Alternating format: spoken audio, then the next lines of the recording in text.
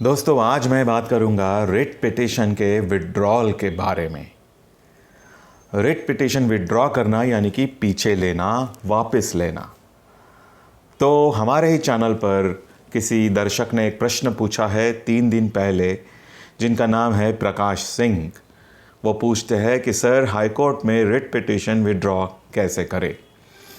तो इसी प्रश्न से ये टॉपिक उभर आया है। तो दोस्तों, मेरा नाम है एडवोकेट नहुष खुबालकर और लीगल इंस्पिरेशन चैनल पर मैं आप सभी का स्वागत करता हूं। बने रहिए ये वीडियो पर, पूरा वीडियो ठीक से देखें, समझे, तभी आपको पूरी कॉन्सेप्ट समझ में आएगी। तो सबसे पहले हम केस विड्रॉल का जनरल प्रिंसिपल क्या है वह समझ लेते हैं।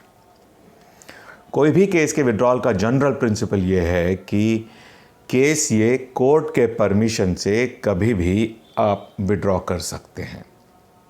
अब यहाँ 2 बातें आती है। कोर्ट के परमिशन से जब आप केस विड्रॉ करते हैं तो वो विड्रॉल या तो दूसरी केस दायर करने के स्वतंत्रता के साथ हो सकती है या दूसरी केस दायर करने की स्वतंत्रता के बिना हो सकती है। इसे अंग्रेजी में कहते हैं permission to withdraw the case without liberty to file fresh या permission to withdraw the case with liberty to file fresh petition और फ्रेश केस।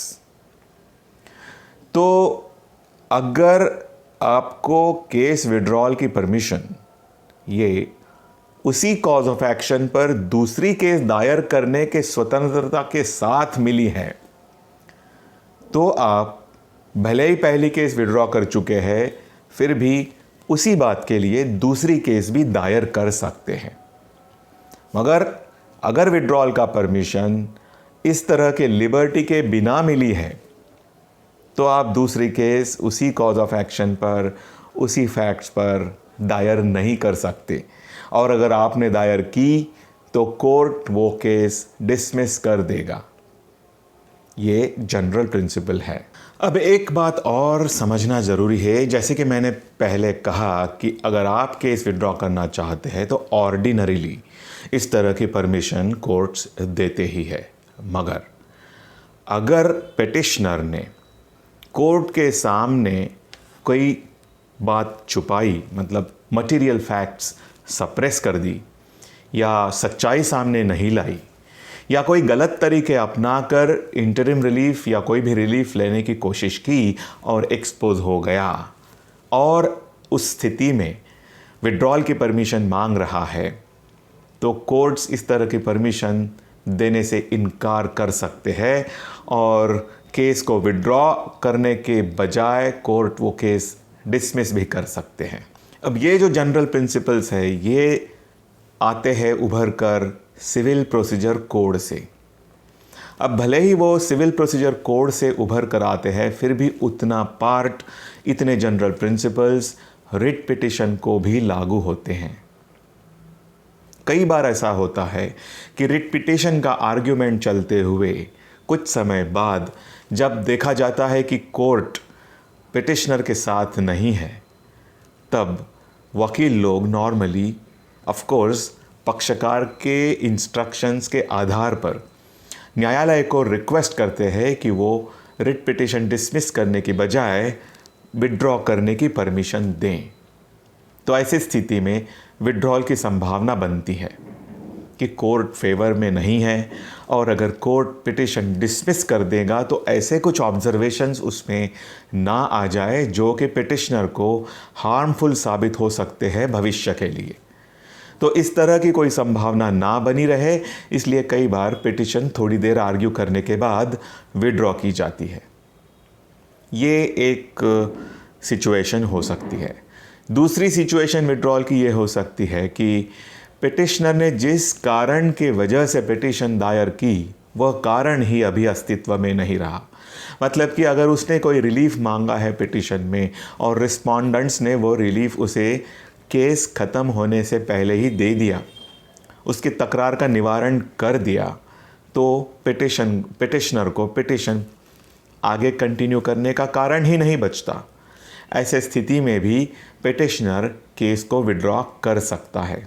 अब केस विड्रॉ कैसे करें हम ये देखेंगे।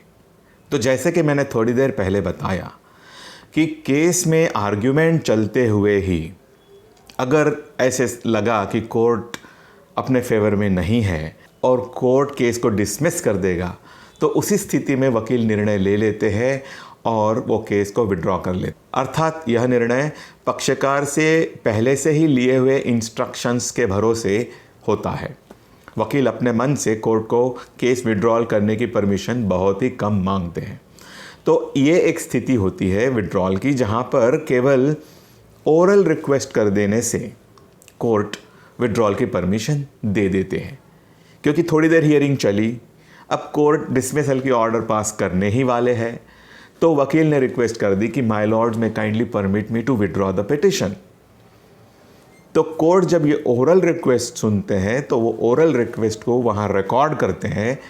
रिकॉर्ड मतलब अपने आदेश में लिखते हैं कि इन्होंने ऐसी परमिशन मांगी और वो परमिशन ग्रांट करते हैं, वहीं पर ऑर्डर में वो अलाउ करते हैं। इस तरह से the case stands disposed of as withdrawn. ये एक तरीका हुआ, मतलब कि पहले ही आपने वकील के साथ बातचीत कर ली और आर्ग्यूमेंट्स के दौरान अगर कोर्ट आपके फेवर में नहीं है तो वकील ने पिटिशन विड्रॉ कर ली।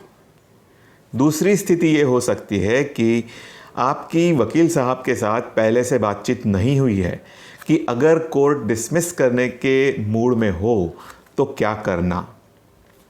ऐसे स्थिति में जब वकील साहब कोर्ट में केस आर्ग्यू करते हैं और कोर्ट फेवरेबल नहीं है ऐसे दिखता है, और अगर वकील साहब को लगा कि केस को विड्रॉ करना चाहिए, तो वकील साहब कोर्ट को थोड़ी देर के लिए केस एडजॉर्न करने की परमिशन मांगते हैं ताकि वो अपने पक्षकार से बातचीत करके ये डिसाइड करें कि क्या वो केस विड्रॉल की परमिशन कोर्ट के सामने रखनी चाहिए या नहीं।